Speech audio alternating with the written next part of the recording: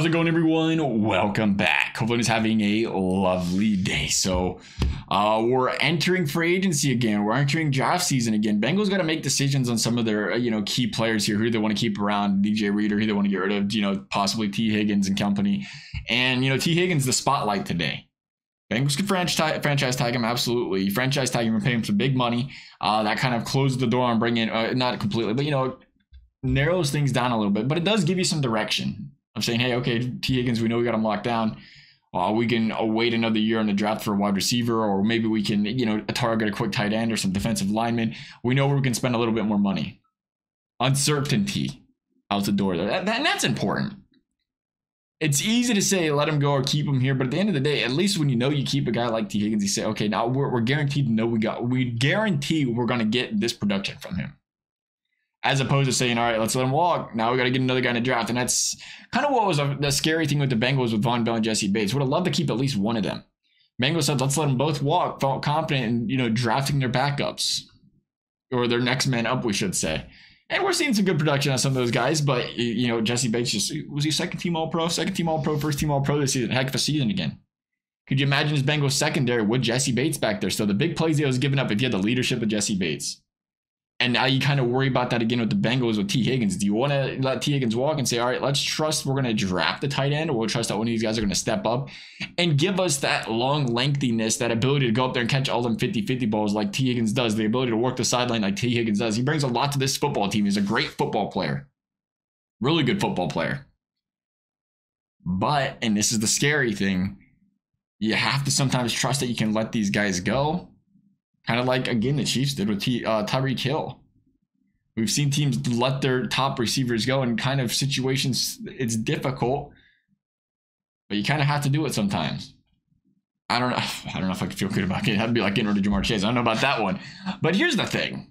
The statistics don't lie. 1 of 8 teams left in the playoffs right now have 2 number 1 receivers getting paid like number 1 receivers. That's Tampa Bay. Mike Evans, Chris Godwin. And the reason that worked was because Tom Brady came over and does what Tom Brady does. He says, all right, I'll give you a pay cut. I'm going to take a little bit of money. Bring me some toys. Bring me a whole lot of them. I want everybody around. I'm going to have a good time. I'm going to go win a Super Bowl. The fact of the matter is, that's not how the league works for 99% of players. And just like Joe Burrow getting paid out the rear end, you can't afford to do that. And that's why we're seeing none of these teams do it these days. And that's why we see Tampa Bay somehow made it this far, because they found a way to get Baker Mayfield to be a good quarterback and get paid for, nothing, pennies on a dollar, because it was kind of like a prove himself year. And good for him. Good for him stepping up. He's been playing stellar. They dropped some passes in that Tampa Bay game. Oh, jeez. He was lighting them up. Dropping them in a bucket. So good for Baker bouncing back. But you look at that and say, the thing is, other teams aren't doing it because it's just, you have to be able to allocate resources elsewhere. If you pay for 2 number 1 wide receivers, all of a sudden you're like, well, where's that bigger body? We like an average tight end, bigger body. Well, you can't afford that. Now you better draft one. Because if you afford that tight end, and all of a sudden you say, okay, so what are we cutting back on? We're going to cut back on the safeties. We're just not going to sign Von Bell and Jesse Bates, because what happens when you do that? Are you going to let Trey Hendrickson walk? Because who's his backup? Miles Murphy, by the way, playing great. But, all that stuff factors into keeping 2 receivers. It's fun and dandy, fine and dandy to say, let's keep them. But again, it's just like paying a running back. The statistics don't lie. It's historically not what's worked in winning Super Bowls. And for good reason, because you got to be able to feed and pay multiple positions and be a complete football team. And unfortunately, to me, I don't think you can pay T. Higgins. Unless he's taken $15 million or lower, which seems very unlikely. But if he were to go $15 million or below, it's all right, let's talk.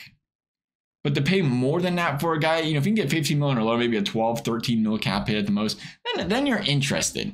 I don't think he gets that, though. I think he's going to get more than that. And unfortunately, that's where you see you have to let him walk. And unfortunately, what's difficult here is the difference between T. Higgins and Jesse Bates is Jesse Bates doesn't have Joe Burrow throwing the football. T. Higgins does. T. Higgins has had a problem staying healthy. Joe Burrow has a track record of making anybody around him look good. And he's going to do that again. You give this guy a normal number 2. Give him a solid bona fide number 2. He don't need another number 1. And that guy's going to have 800 to 1,000 receiving yards he plays all season. It's just going to happen. And then you say, okay, well, we save money at the number wide receiver position. Now, instead of spending $18 million, $20 million, probably 20, Maybe more. I mean, the season T. Higgins had is what's going to really alter his contract because of the injuries and problems. I mean, when he showed in flashes of how great of a receiver he is, but the injuries and stuff, I think that's going to worry something that we'll see. But, you say T. Higgins anywhere from like 22 to 23, 24 million, and you save that. Now you say, okay, we can throw 10 million at a tight end.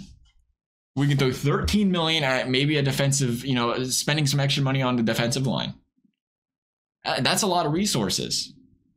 And then you say, well, the offense ain't going to skip a beat, or maybe you spend that money on an offensive lineman, the right tackle position, or what are you trying to do there? But then you say, I don't think the offense skips a beat. I mean, Joe Burrow's done it time and time again. It's scary to say, let's watch this guy walk out the door. But how many times has Joe Burrow played games where Jamar Chase was injured, T. Higgins was injured? The Bengals went on that big win streak last season. One of them seemed to get injured. One of them was out seeming every game there for a little bit. And that's not, knock on them. It's just, that's football. Players get injured. But the fact of the matter is, the Bengals are winning without one. Obviously, if you you let T go, you want to try to, you let T Higgins go, you let Todd, but you got to fill those voids with some solid depth players. Really solid depth players. So when players do go down, you do have those options. But if the Bengals say, hey, we can get cheaper options here at the slot position, at the wide receiver 2 position, maybe draft one in the 2nd or 3rd round, that's where you go. And that's where you got to be able to trust, because these contracts are going to come up for some other players. And you want to be able to retain as many of these young guys as you can that are good football players. And so, unfortunately, I think the Bengals are at a surplus at wide receiver. And I think, you look back, hindsight 2020, it would have been a great idea to trade T. Higgins entering the season. Again, you didn't expect him to miss the playoffs. You didn't expect him to get hurt. But you would have brought in a 1st-round draft pick for this guy. Maybe a first, third, who knows? And then you enter this year's draft with a chance to replenish. Could have been something. That's what's difficult. You got to let him go. Nothing against T. Higgins. I'd love to build a super team, but you have to balance out your football team. And I think that's what's most important here to winning a championship. So nonetheless, love y'all's thoughts. Thank y'all for watching. We'll see you next time.